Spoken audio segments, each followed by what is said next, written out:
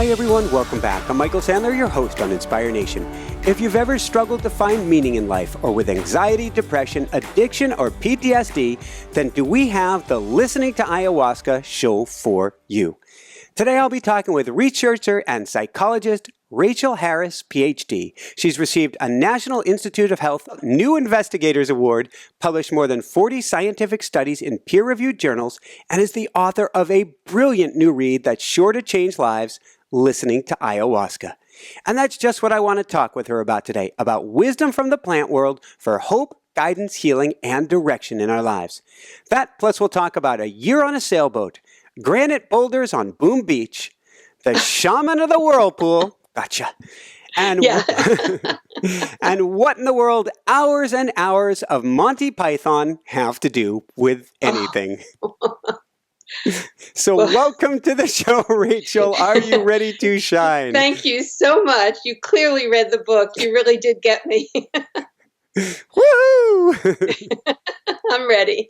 Excellent. So we'll go back in time just a little bit.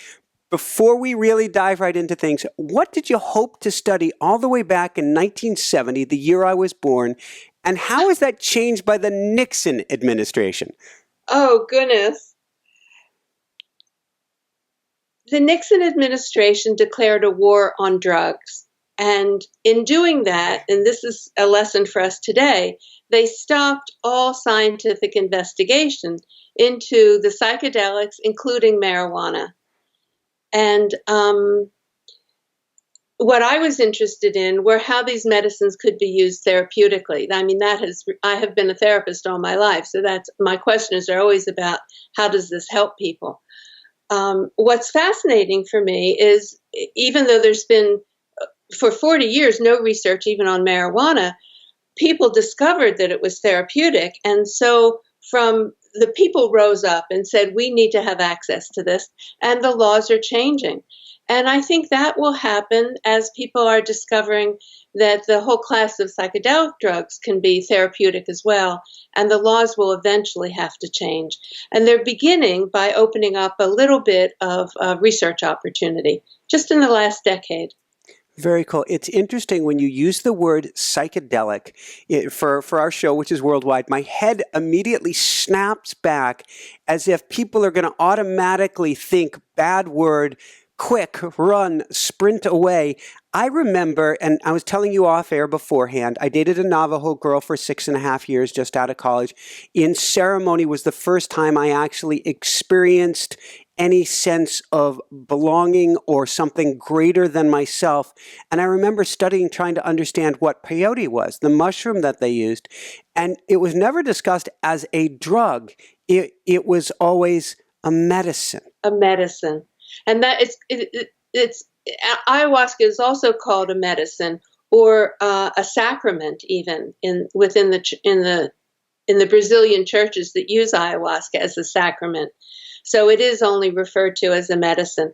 The whole class of psychedelic drugs are referred to as drugs. But ayahuasca is unique even in that classification. And that is because it involves a plant spirit. And I think peyote does too, although I haven't experienced that. But it's a grandfather peyote, and ayahuasca is grandmother ayahuasca. And I love the name Grandmother Ayahuasca. I'll be full disclosure here. We'll probably go down this rabbit hole. I have taken journeys with a shaman and gone down this and had been the most profound, life-changing experiences. Now, I didn't share off air with you before I went on through ceremony a few times. I've had 2 near-death experiences. And so it only confirmed plus on those journeys. Now, before we go there, maybe what we need to do is give people Ayahuasca 101. What is it? Right. Well, it's a mixture it's a tea made from 2 plants that are found in the Amazon jungle. And when they're boiled together for 12 to 24 hours, the GMT in the plants becomes accessible. And that's unique to these 2 plants. And so when anthropologists discovered that the indigenous peoples of the Amazon were drinking this, it's a muddy brew, it's a very thick mixture, they asked them, how did you know to put these two plants together? Of the thousands, tens of thousands of plants in the Amazon jungle, how did you know to put these two together? And the indigenous people, their answer is very simple. The plants told us. So that starts, the whole cosmology from the very beginning. And the odds of those two in the Amazon being found, and it's a potion, it's a brew, it's something that's not, you're not going to, snap down a vine, throw it in a pot, call it good, and you've got your tea. This is like alchemy that there's no way. The odds are like 1 billion to 1. Pretty much, yeah. It's really quite mysterious how they knew to bring these two together, because there is a chemical reaction that when you bring the two plants together that allows the DMT to be absorbed in the stomach. So it's quite specific. So going from there, if we go back in time, not as far back to the Nixon administration, what was your calling that got you into ayahuasca research? Well, after my first experience, I felt that I woke up the next morning with all kinds of questions, but they were psychological therapy questions. And the shaman were not all that interested in them. I was in a different world. They were indigenous shaman. They really had no interest in my stupid Western questions, to put it bluntly. But I was asking, how does this medicine, how is this such a healing experience? How does the medicine do it? Everybody had a different experience. How does this work? And so my questions continued in that vein until finally I literally heard a voice that said to me, do the research. And so I rose to the occasion. I took on this mission. And as you say, I reflected on it and checked out my inspiration and went through my own process of discernment, but felt this was a real calling for me to rise and do this research. And I had left my research career 25 years ago. So this was the resurrection of an old career. I was in private practice. I was not doing research. And I was also outside an academic institution. I didn't go through any appropriate channels. I just did research on the underground use of ayahuasca in North America. And I focused the research on what happens afterwards. How has this experience changed your life? Changed you? What difference has it made? So these are the therapy questions. It's fascinating. I want to hear about your first journey too, and about your father a little bit if I can. But it's just fascinating that the next day that you're coming to the shaman. This is what I love about your book and about your work, is that you struggle and are trying to bring together, to meld this very. They're so. I don't even have the words to describe how, and it's just a frequency difference, but such the different frequency that this quote unquote world and being in the plant medicine world are operating on. Right. And so many things remain mysterious to me.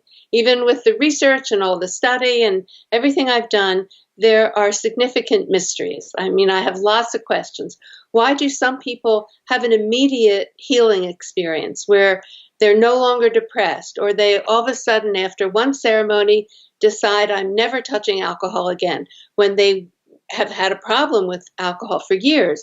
How does that happen? And especially when that healing lasts, even if they don't continue with any other ceremonies. We don't have an answer for that. These questions drive me a little crazy. On the other hand, they're beautifully mysterious. But that's a question any therapist would ask. Can we go back to your first experience, both what your intention was, and would you mind sharing what you'd experienced 6 years earlier with your father? Right. Well, my dad had died in the late 90s, and I brought him home under hospice care to my house so he could be comfortable and die in a home. He didn't want to be in the hospital. And about 2 or 3 days before he actually died, I had an out-of-body experience that I've never had without anything else going on. And I was in the den of the house, by the fireplace. There's nothing special about anything. And I literally flew out of my body, up through the top of my head, I was gone. I was up way out of the house, way into the cosmos. And I got terrified. And I realized this should not be happening. I'm not on anything. This is not anything I bargained for.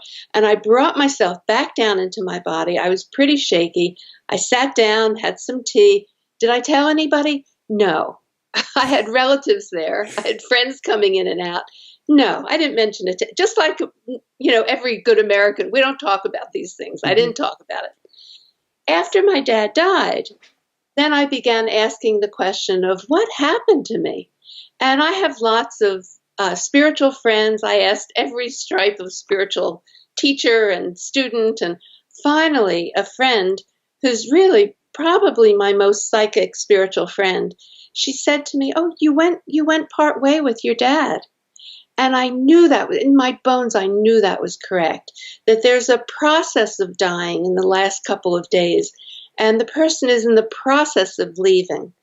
And I went with him. And that's part of my terror, is I was really terrified. So I stopped the experience for myself and came back down. My very first ayahuasca experience in Costa Rica, I go back to this experience and I complete it. I go all the way.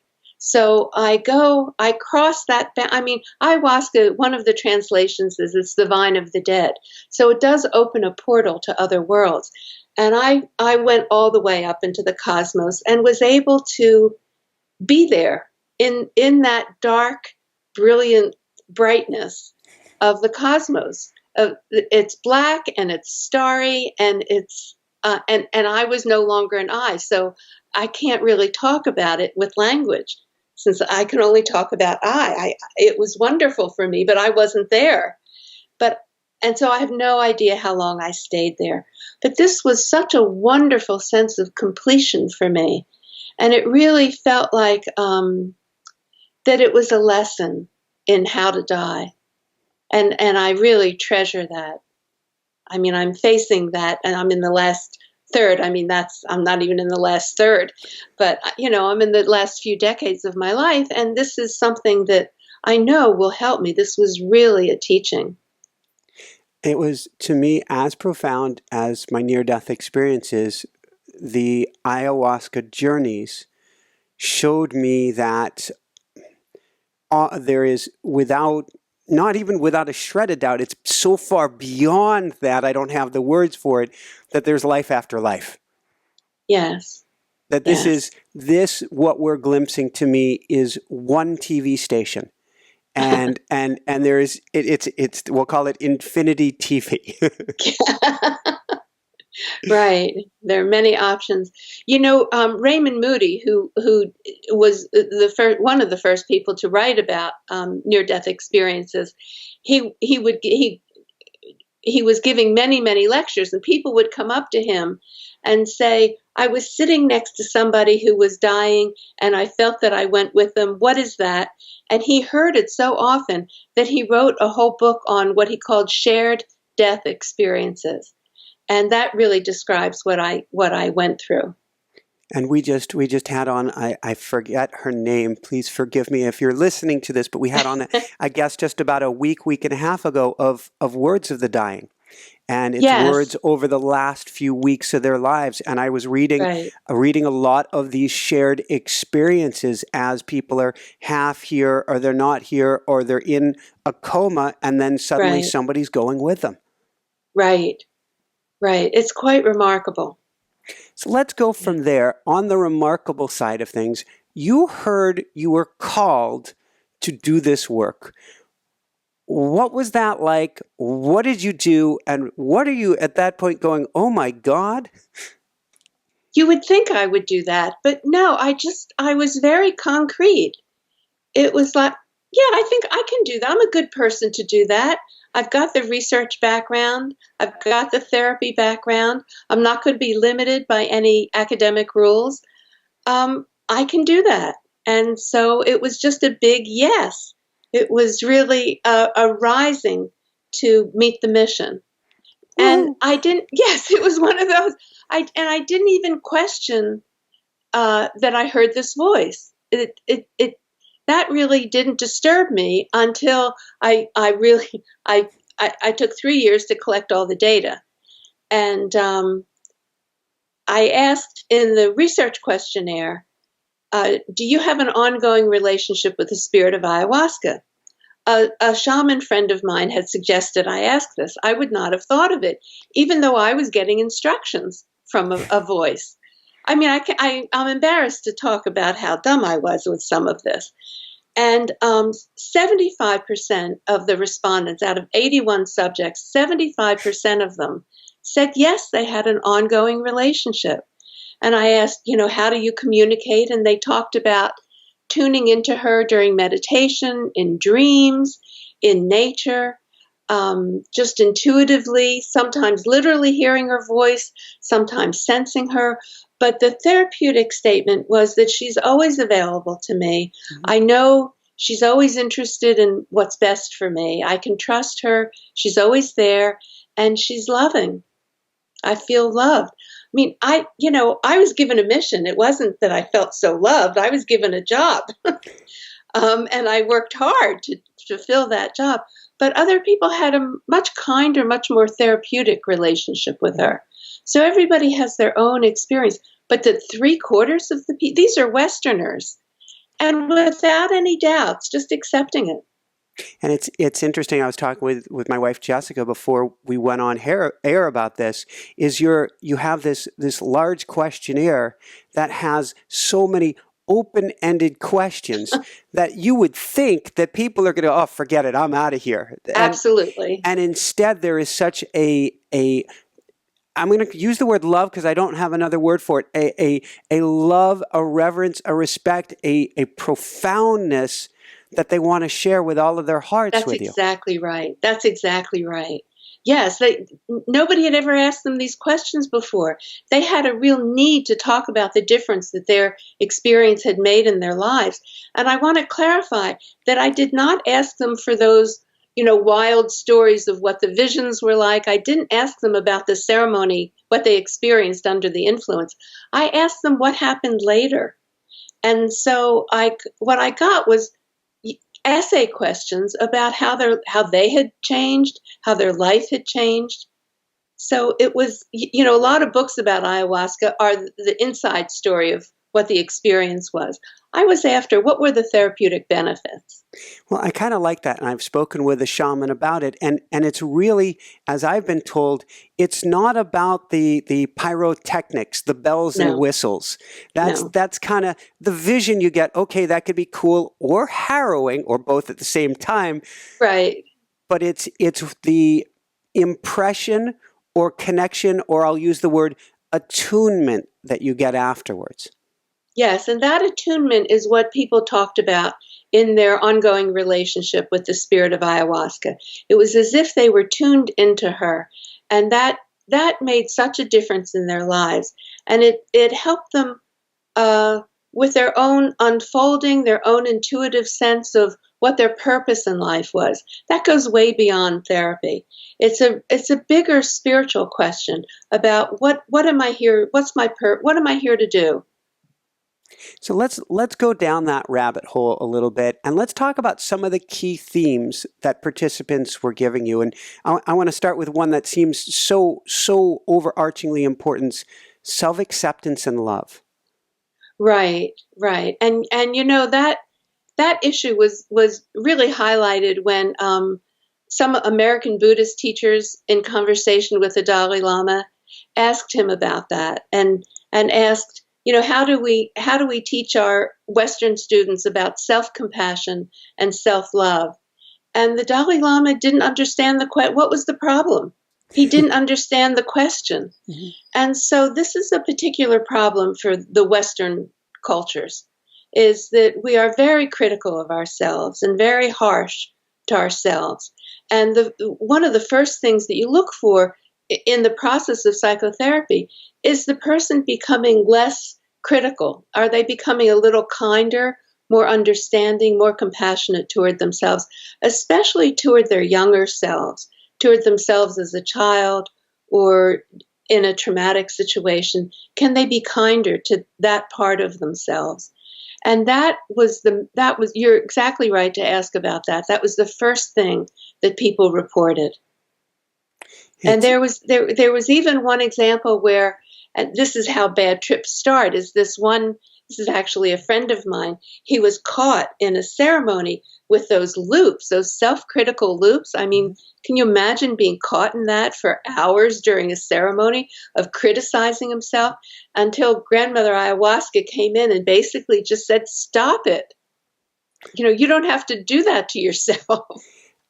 It's cool that you say exactly that, because in my second journey, I'm laying on a conveyor belt, and I'm going into, there's kind of like teeth coming down in front of me, and I'm about to go into, and there's flames behind it, and it is going to be this annihilation journey. And I had read and been told that this is part of the process, is that, like the phoenix rising from the ashes. But I'd had discussions with my wife about it beforehand, not about the specific experience, but she had been saying, this is a new age, this is a new generation, or a new time period. You don't need the Peruvian being ripped to shreds to rise from the ashes. And that somehow popped into my mind, and I went to a place of love. And I'm trying to remember what I was saying in my head. But it's some repeating mantra of love and love and love. And that self-love came up, and the whole scene changed. And there was no annihilation. And maybe it wasn't necessary at that time. Right. But it was such a powerful metaphor, story. I don't have what the words is to teach us that cranking up that love inside of us, how much of a difference that makes. Yes, that is always the place to go. So let's talk about some of the other, what are a few of the other major themes that came out with people? So relationship with the self, and then, and moods also lightened. So depression lightened, anxiety was reduced. So the general mood improved. So with feeling better about themselves and an improved mood, their interpersonal relationships improved. People found themselves more available to their loved ones, more communicative, more willing to be interested in authentic relationships, is how one person expressed it. And more available, smiling more. I mean, it was just sort of so simple that people came out of their shells more. And so their lives would go better. That's sort of, everything improved after that. The other thing is addictions was shifted, and often spontaneously. As I said, people would stop drinking alcohol. Their diet and exercise would improve. This is, psychologists are no good, and the medical profession is not much better at getting people to improve their diet and exercise. But people said, all of a sudden they were interested in kale instead of chocolate. I mean, that was the joke. But they were interested in vegetables, and they just spontaneously changed their diet. So there were, these are the same sorts of changes that we look for in psychotherapy. People would often, after the ceremony, go right to their family and want to resolve old issues, want to reconnect, and solve problems that had been lingering with family members. My third ceremony, which I spoke with you briefly about off air, it was just one-on-one with me and the shaman. And he said he was going to take me basically at shaman speed on a very, very powerful journey. And maybe we'll talk later about good journeys versus bad journeys. This was the good bad journey. Right. But I did, in the first half of the journey, lift off part one, and when I say lift off, is you have some ayahuasca. It's this typically nasty tasting brew, and something happens. You go somewhere. You see things. I'd like to say that the channel of the TV has been tuned. Yeah. And then the shaman asked, "Would you like to have basically stage 2?" In stage 1, what I got was the only ceremony that I did without my wife. It was fascinating. I was visited, I'm going to guess it was Grandma Ayahuasca, who said to always respect the sacred bond. Now, at the time, I felt guilty that I was going on this journey, which Jessica had said, do it, it's fine, on my own. But it was such a powerful message to me that has stayed with me to this day, that anytime I go out without her, there's such an appreciation and love for her that goes beyond words from that description in that journey of respect the sacred bond. Yeah, that's lovely. Now, did you literally hear that voice? Yes. Oh, yes. That. So you heard it as an external voice. I heard that as there.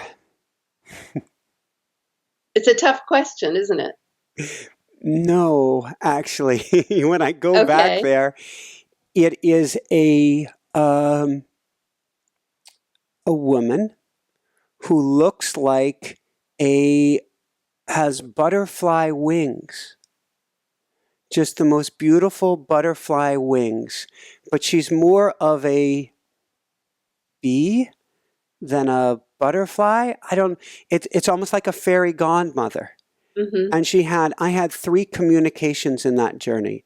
One was with her, one was a firefighter who had his kids by his side, and the other was even more completely out there about people who are watching over us and helping keep the earth safe. And if I share that, then people are going to, okay, for everybody out there, I don't drink. I've never been drunk. Right.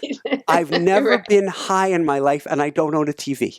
So, right. But there was this being and who was speaking to me with such incredible, loving kindness, understanding, warmth, kind of taking me under her arms and sharing with me a level of understanding, of kindness and compassion and oneness that way defines words. But that was one that she said with words to me, is to respect the sacred bond. Yeah, that's wonderful. It's very, very interesting, isn't it? That's I talk in the book about there are spiritual experiences and there are psychological issues that emerge after a ceremony. But what you're describing is really a spiritual experience that makes all the difference psychologically. So it's really both. I mean, you're describing an experience of feeling loved all the way down into the DNA, all the way through.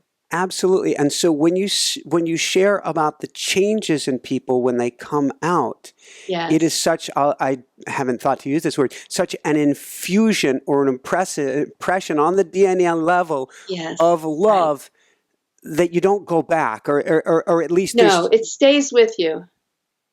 It's such an understanding. Yeah, it's like you've been imprinted. It's a real change in the very structure of you.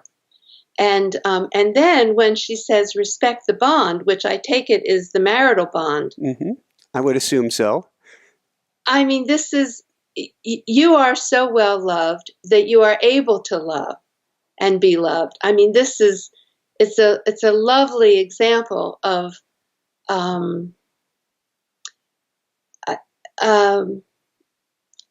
don't quite have the right words for it. I don't want to just make it psychological, but it's a lovely example of increasing your capacity for love and channeling it into your marriage. That's the best way I can put it. So that you feel so much loved that you're more able even to love, and it channeled that extra love right into the marriage. I would agree, and it's like it took the love up to a power of 10, where it set a whole new baseline, and certainly not just a baseline, but a not perspective. What's the word for it? Understand? Geez, it's hard to come up with words. It changed almost what love meant, or the for lack of another word, reverence for our relationship, how special it was, how precious it is, how sacred. I'll even go with the word sacred from it. Yes. This is one of those things where I'm being very careful so I don't psychologize your spiritual experience. And I want to be very respectful of it, and also kind of say that that's an example that we don't want therapists to make that mistake. Mm-hmm. And it's easy to do. But and I hope the listeners realize how hard it is to find the right words to an experience that is basically ineffable. I mean, it's beyond words. But I love that you finally landed on the word sacred. It brought it led you into that sacred sense of your marriage. And I just want to say that this it's obvious to me, and I want to make it clear to everyone listening, is that this experience is alive in you now. And it happened how long ago? 7 years ago, maybe. 7 years ago. Okay, maybe it was less. Maybe it was. No, it had to have been at least 5 years ago. Yeah, so 5 years. That's a very long time for that experience to still have the numinous quality to it, that it can still shine in you, and is still real and alive. And that's particular to a spiritual experience. Yeah, and it unlike, well, I'm thinking of Dr. Eben Alexander, author of Proof of Heaven, his near-death experience, and he talks about it being both realer than real, but he also talks about how his experience grew stronger, did not fade away after, which is one of the ways he knew that it wasn't just something his imagination made up. Right. I don't remember the details nearly as well as when it happened. The response to it, though, is something that on a either literally I think of it on a daily basis, or it is still affecting me every single day. Yes, right. It's still alive in you. So it's still working in you. Absolutely. Yeah. So, and it's interesting. I can picture if we went back from these experiences and went and sat down with a traditional counselor, you could be in a hospital on certain medications for what you say that you saw. Yes. Yeah. Be careful who you talk to. Yeah. So we're just talking to the whole world here. Well, and so, it's. If you choose a therapist after a ceremony and you want to combine psychotherapy with ceremonies, you want to choose a therapist who knows this territory, who knows this landscape, and will be very respectful and won't downgrade a spiritual experience into a psychological one. Let's talk briefly about, and you kind of start off the book in this area, about depression and people who have been non-responsive to medication. Well, the SSRI antidepressants have been so successful that we forget that there's a third to even sometimes a half of people who don't benefit from them. So they go through months and months of trying different antidepressants, and none of them help. So it's a pretty discouraging experience. And they are fine. People like this are finding help from ayahuasca. And I have followed people for years, and by years I mean 5 to 7 years. I've followed people up for a long time, maybe less than a dozen, but still that's a very long follow-up. Mm-hmm. And one woman had said she had been on an antidepressant from age 18 to 38, and with ayahuasca she didn't need it anymore. So that's quite something. Woohoo! And also exactly. And they're, the SSRIs, the antidepressants, Prozac and Paxil, they have side effects that people don't like. Mm-hmm. That's the other thing. It's not just the people who don't respond well, but people where the depression is lifted, but they don't like the side effects. With ayahuasca, there's side effects during the ceremony in that people purge and have diarrhea. But people feel better the next day. So there aren't side effects that you have to live with. Let's talk briefly then about the potential health benefits or healing experiences that, I don't want to say you go into a ceremony and you're suddenly healed, but there are cool things that do happen. Well, I am actually saying that for a very small number of people, they do have that kind of miracle cure where they are healed after one ceremony. But I think for most of us, that doesn't happen. And so there's a healing that happens over time. And I think it's also if we do the work outside of ceremony. So, I can even refer you to Chelsea Handler. You don't know who she is because you don't have a TV. So she's this sort of raw comedian. But she did a TV show that was an authentic ayahuasca ceremony. And the first night, she just sort of comforted one of her staff members who cried the whole night. And she didn't really experience anything herself. But she had the courage to go back a second night. And on the second night, she was alone with a shaman. And she herself cried and went into her experience with her about her relationship with her sister, where she felt she had not been very kind to her sister. When she came back to the States, she immediately arranged to see her sister and resolve their problems. And that's what I mean by the work afterwards. I thought she was very brave to share this on TV, and she did that work afterwards. She took that experience and worked on the relationship with her sister, and it made a difference. That's the kind of work after ceremony. I think there's such a not power. I'm again at a loss for words on this one, but there's such a, oh, wow, this is so much bigger than me. You think I should do this? Okay, I'm going to do this. Yeah, the other thing that I didn't mention before is people undergo a shift in their worldview. People who were agnostic before or even atheists, all of a sudden a spiritual world opens to them where they have no doubts. Whether they say it's about Mother Nature or the cosmos or God, they have such a clear spiritual experience that their whole relationship to life changes. Therapy cannot provide that. It's also something that if people ask me, Michael, you've gone down this journey, do you think I should do it? I'm like, when the time is right for you, because it is such a shift of worldview, kind of like a Kundalini rising experience. Don't rush the experience when it's time, because it in a sense, a real sense, it changes everything. It changes everything. And I really say people have to be called. And people do report beginning to dream about grandmother ayahuasca or just feeling called in one way or another. It's very interesting how that happens out of the clear blue sometimes. So let's go from there, and I want to talk about something that has a lot of meaning to you personally. Shaman of the Whirlpool. Well, if you go to my website, there are pieces of that painting on the website.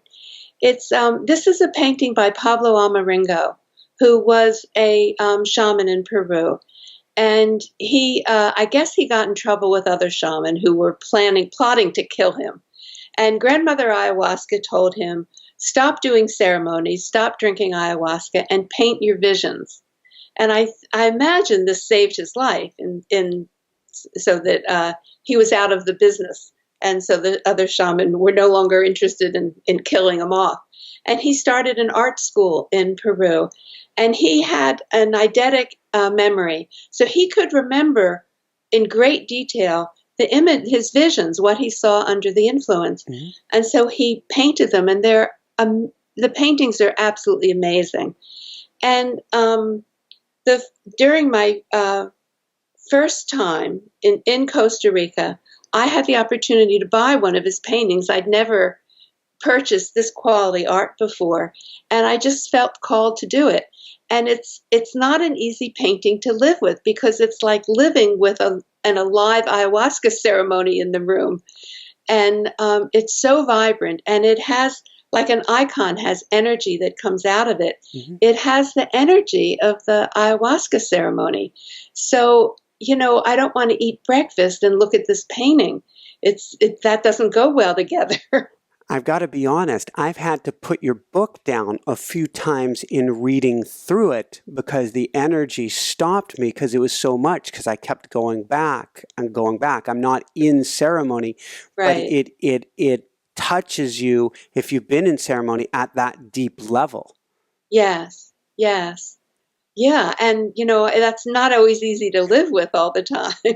No. So, but his paintings are quite remarkable. And when I had it framed in an art, and a framer who does high level artwork, and that they were fascinated by this painting. They had never seen anything like it. It's quite amazing. And I highly recommend you check it out. I was looking at different images of his. It's absolutely amazing, and it definitely brought me back there in many ways because there's so many different universalities. The journeys are different, but you can tell when you see the artwork that somebody has had that vision. You're like, right. I know. You've been in the same place. You recognize it. Yes, it carries the energy. Absolutely. And you've been there. And people can find it if they Google Pablo Amaringo. Let's talk about what a shaman's job is and a little bit of what ceremony is. And then let's go into Jaguar energy. But we've talked about ceremony, but I don't think people have an idea of what that is or looks like. And there are even people in the West who... And you were mentioning at your talks, particularly 20-something-year-old guys. Wow, there goes the Jaguar already. who say they looked it up online and they started doing it themselves. And I'm going, oh, dear Lord. It's a very powerful medicine. So it's traditionally done within the protective circle of a shaman. And and when I say shaman, I mean someone who's trained for a few decades. So let's really consider that seriously. I mean 20 years of training. And that means they have lived with their mentor. It's an enormous training. And I know what's beginning to happen, and you mentioned there are programs now where you can go to the Amazon and be in a 6-week program or even a 6-month program. I don't care. It's not 20 years. And there's so much to learn about plants and medicines in general, and to learn about these other worlds and to work with spirits, because that's what shaman, by definition, they bridge both worlds. They work with spirits. And our culture doesn't understand what it means to really apprentice. Certainly, doctors understand because they spend so many years doing it. But in general, our culture doesn't appreciate that it really takes years of sweeping the sawdust off the floor to really learn a craft. And so, if somebody's interested in a ceremony, it's very important that they check out the situation very well to make sure that they're going to be in good hands with someone well trained and where they'll be safe, where there will be enough helpers.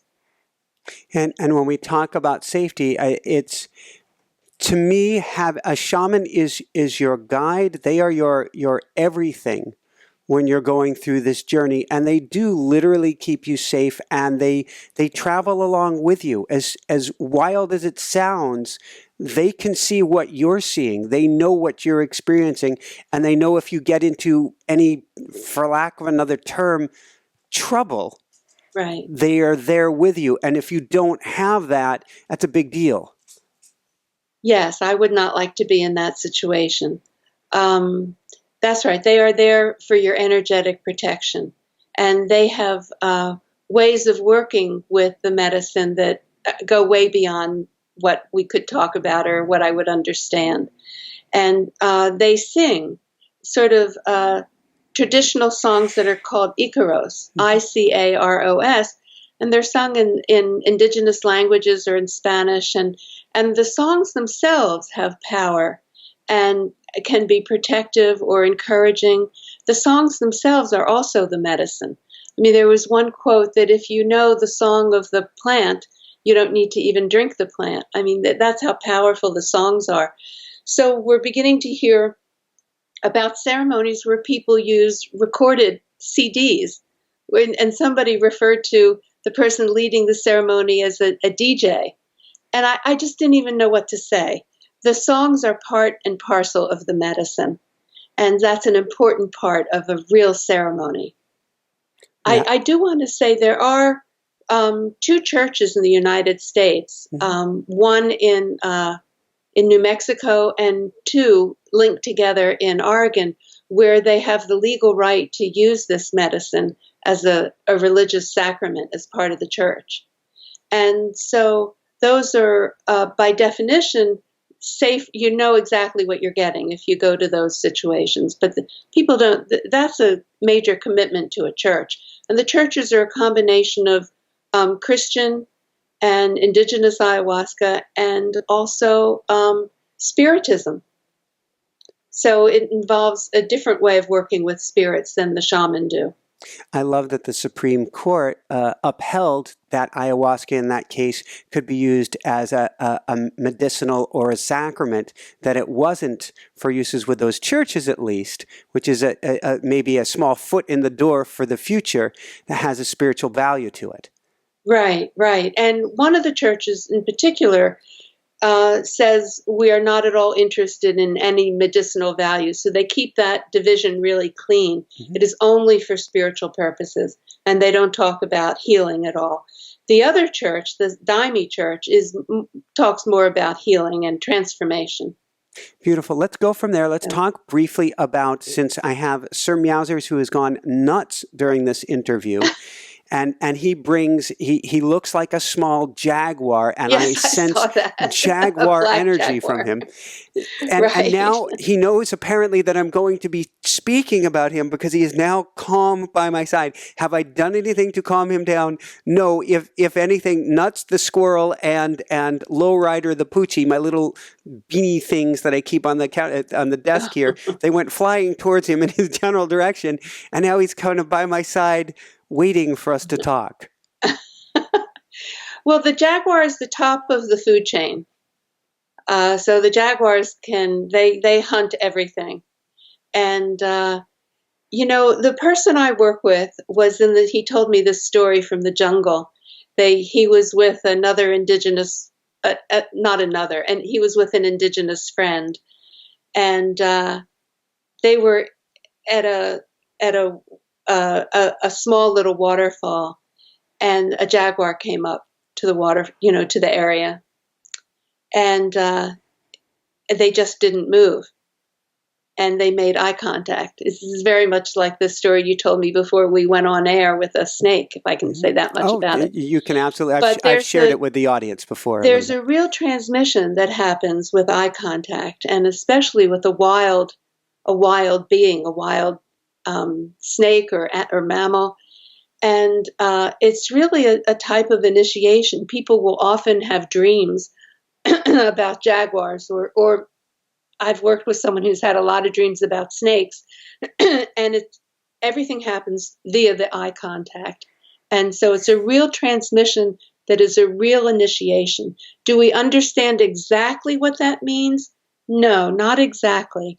But there's no question it's an initiation into another stage of something. In the painting by Pablo Amaringo that you mentioned, there are squiggly lines, sort of like a half of a circle, and they've got all these little squiggly things inside them. And supposedly they were diplomas that he had earned through his ayahuasca drinking. So there are stages that people go through. And, this is way beyond me in the ayahuasca cosmology. But we know this in our own unfolding, that we evolve. We pass through different spiritual stages, and our energy becomes more refined. We begin to encounter more synchronous events. However we sort of mark this, something's qualitatively different within us. And I think those dreams, those experiences with wild beings are part of that initiation. I shared with you off air the story about the snakes, which I have shared with people before, that both Jessica and I last year, we had an endangered rattlesnake climb up on a tree before us and then look at us eye to eye with its head extended out for about 20 minutes. And when I envision that, and I feel I get to do it more in meditation, it brings me to a very special place. Years before I met her, I went eye to eye with a mountain lion. who was hunting a deer. I pulled out the camera for the deer, and he hopped down on the trail right in front of me, and we're looking at each other. We're about 20 yards apart, but Yeah. still, this is hungry mountain lion and me in between mountain lion and food. Yes. And we shared a moment before I looked away because I didn't know, respectfully look away. I sent him love. I didn't go to a place of fear. It was really weird. I sent him love as in, it's all good, and just send him love, send him love, send him love. And we shared that moment. He bounded on his way, and then he actually crossed my path again about 5 minutes later. And I'm like, okay, it's no accident that he both appeared and that he left me alone. Yeah.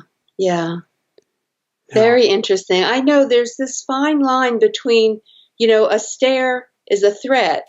Bingo. Right? That's We're exactly told where I was. not to, and yet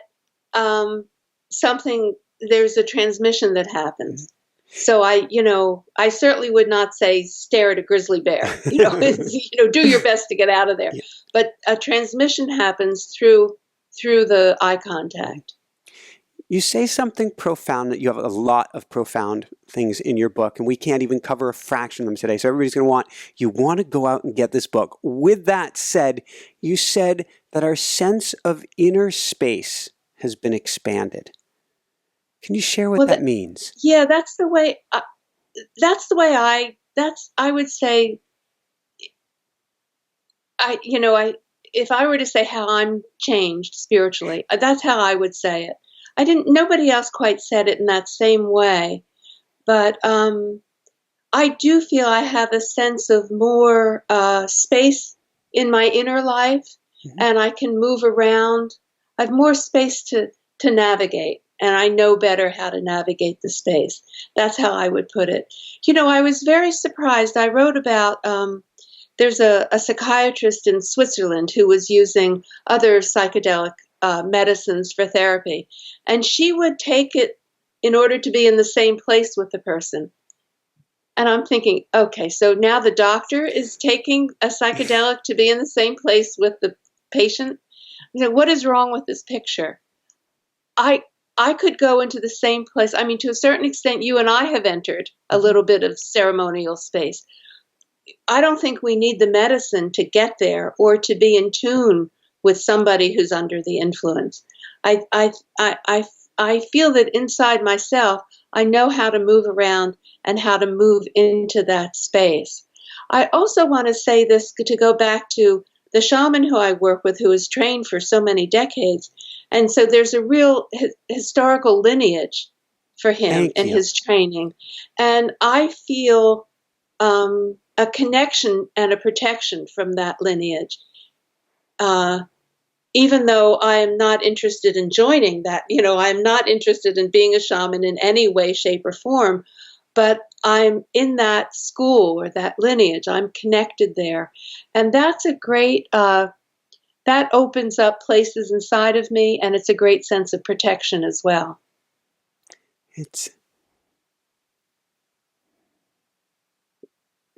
What does that mean? What does that mean to you, lineage and where they're coming from?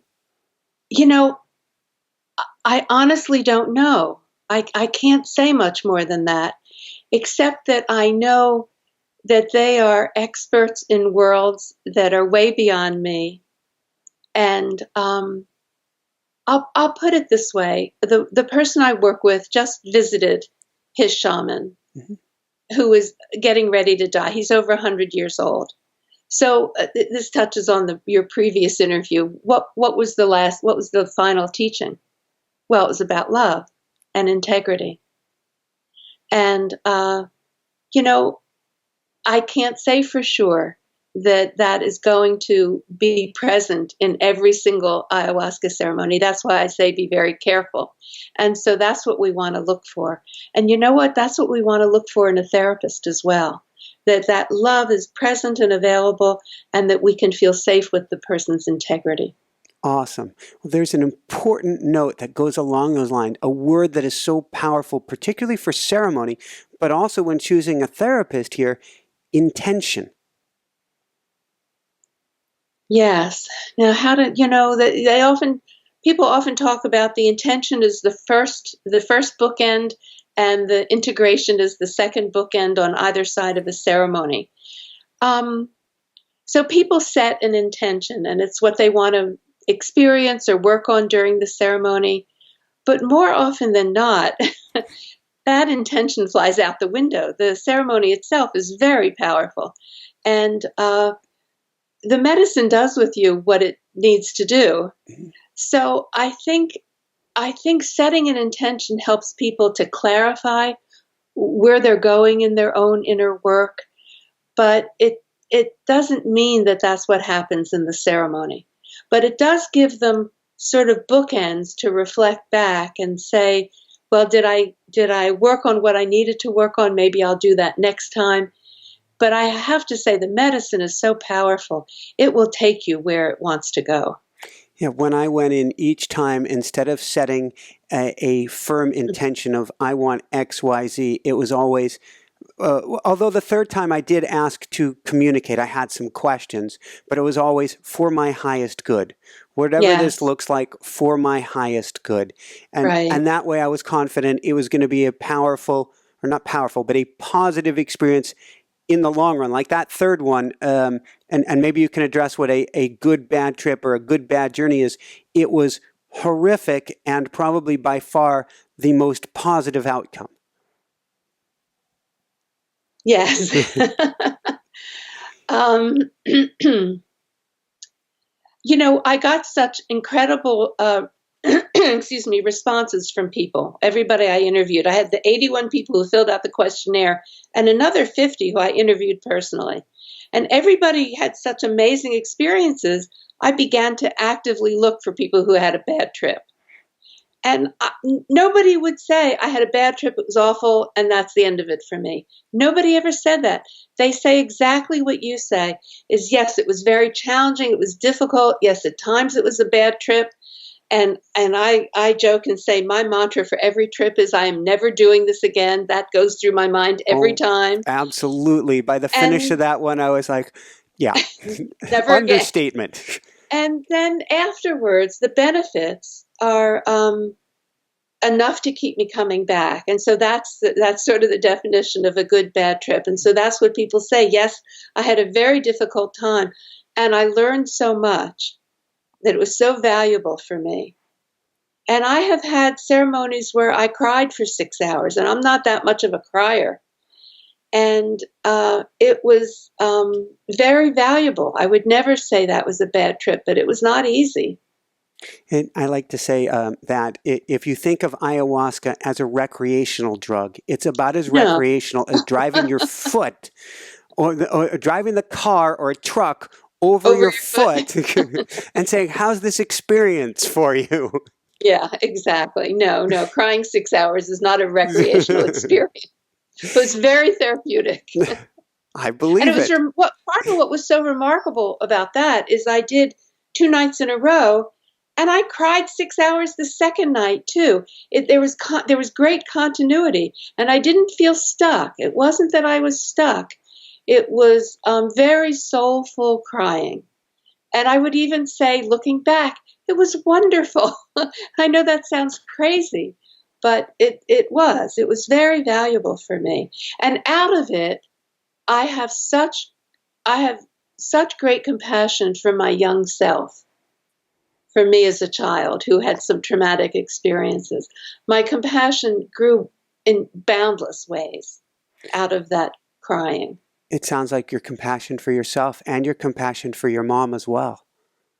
Yes. Yeah. More understanding. Yes. Let's go from there. In the little time we have left, before we do some wrap-up questions here, I want to talk about the connection to the earth that we get from this experience.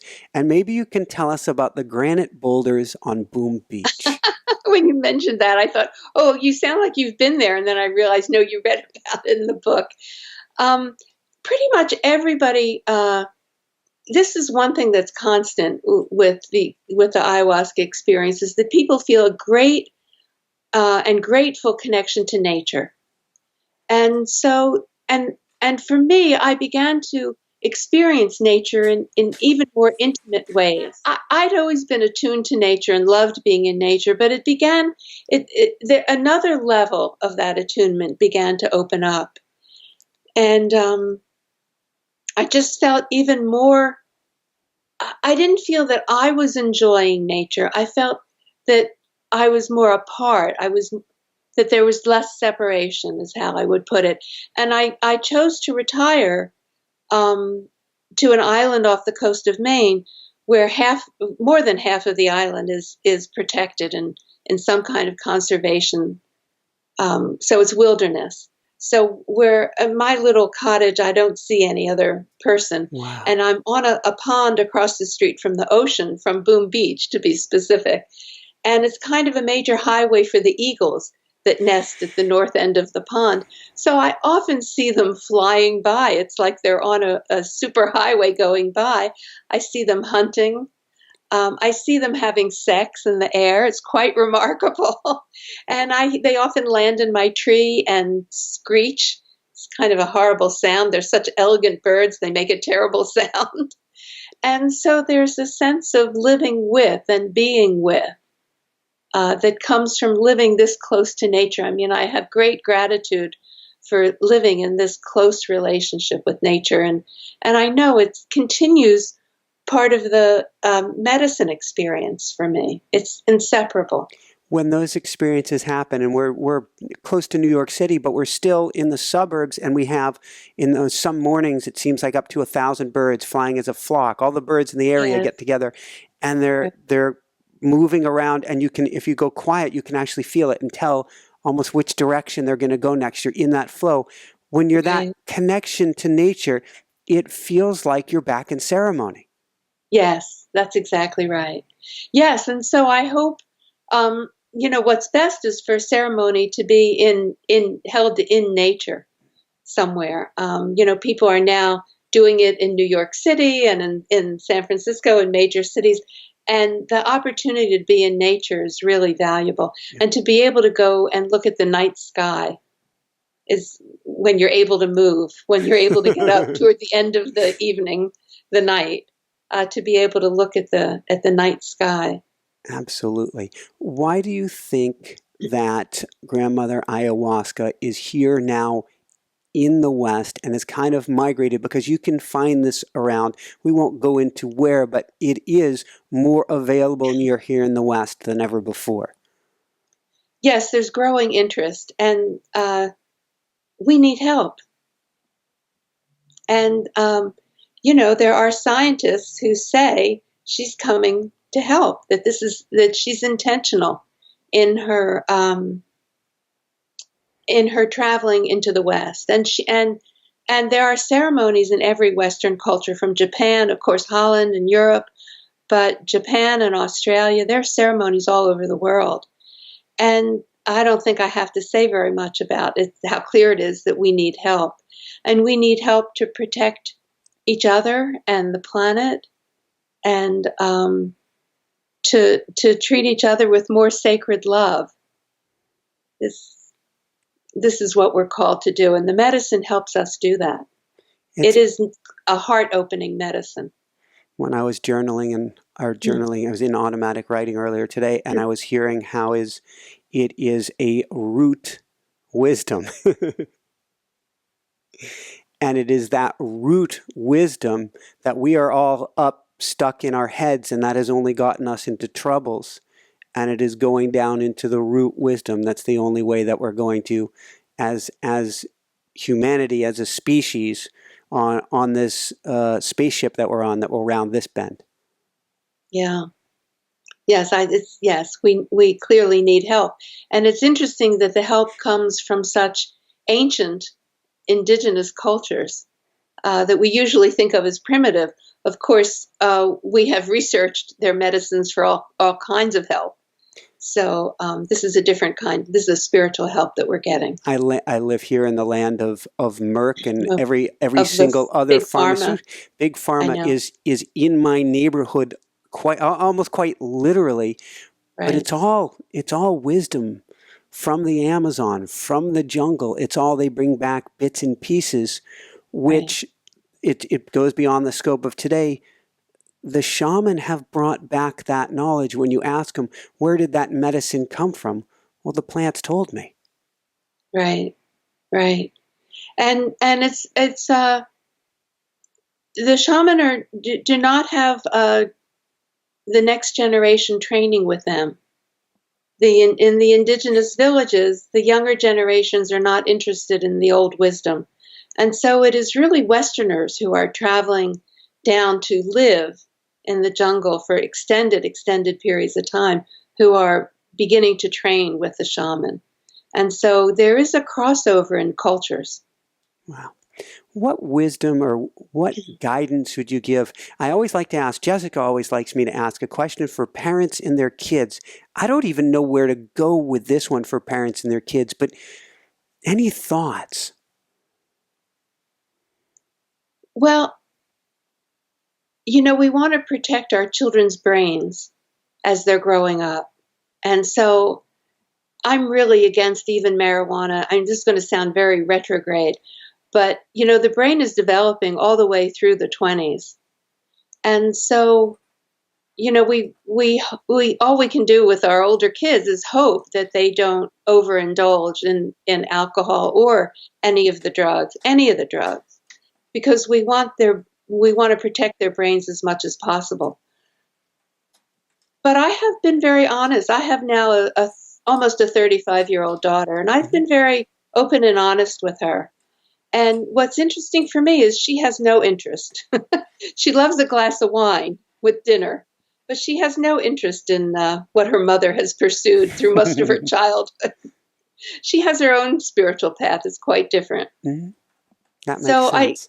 The most I could say is to really respect our children's own spiritual path and how it's unfolding. And because it becomes apparent when it becomes obvious when our children are even very young, if we follow their lead, that they will take us where they want to go. So, follow what your kid is interested in and encourage that. And their following their passion will protect them from getting caught in other drugs while they're still young. Woohoo! So. When I think of the wisdom of the forest, Jessica and I go out all the time. We're hugging trees. We're connected. Ever since our experience, we feel like little kids of nature. And Right. I have to think if we raise our kids, and we'll have kids soon ourselves, if we raise our kids with the awareness that there is so much going on there, and when things like imaginary friends, you don't tell them they're not real and stuff, that they may actually come into this world being able to glimpse a little bit more of this than we've kind of tamped down in the Western world. We all hope we'll have children who will be sort of like us in some way. My daughter's not at all like me. And I used to say... It was a nice theory, Michael. Exactly. I used to say, she has such a different brain. My daughter is an opera singer. She's in the chorus at the Metropolitan Opera. I cannot sing Happy Birthday at children's birthday parties. I'm so off tune. And, she didn't read till she was in third grade. I started reading when I was age 4. We don't know what we're going to get. And so the most we can do is pay attention to where they're leading us. And when she was about 4 years old, I heard she was singing in the car, in her car seat, in the back seat. And I thought it was Ethel Merman. Wow. So, I just followed. But I have no musical ability. It is in my family, but it skipped me completely. Wow. So, it's sort of the family joke. I can't, I don't hear, it's, so, we work with what we get. And your children will learn what you value and what you love. But, you might, who knows what you're going to get? Stay tuned and find out. Yes. On that note, just a few quick wrap-up questions. And this has been so much fun. Everybody, actually, go out, get listening to ayahuasca. Where can people go to find out more and to find your beautiful book? Well, I would say go to my website. It's called listeningtoayahuasca.com. And so there's more information there. Fantastic. On that note, what personally brings you the greatest happiness, or what I call the woohoo factor? Gee, I have a much calmer woohoo. I don't have like that it. one. I have a calm one. And I would say that it's those moments in nature. That's where the spaciousness inside meets the spaciousness outside. Those would be my best moments. That is a huge woohoo. Even though I'm very quiet in the moment. And Yeah. you have chosen to live someplace where you get a lot of that connection between heaven and earth, so to speak. Well, I feel very grateful for that. Yeah. Any last words of wisdom you want to share with people today? Well, I would say, we're talking about something that people I know are drawn to or are hearing about. And I just want to say, be very careful if you choose to follow this path, be very careful. Make your choices wisely.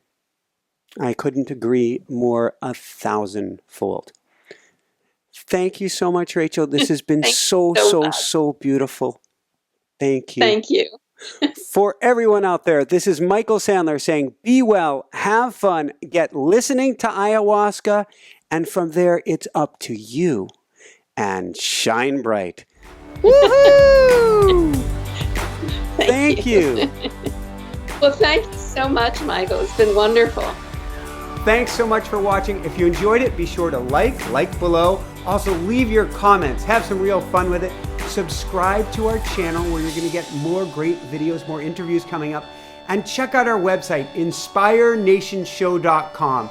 That's where you'll find tips, blogs, information, videos you won't find anywhere else, and useful and helpful resources to really help you kickstart your life and to shine bright. Thanks so much again. Thank you for your support. Like, comment, subscribe. See the website. Thanks so much and have fun. Of course, shine bright.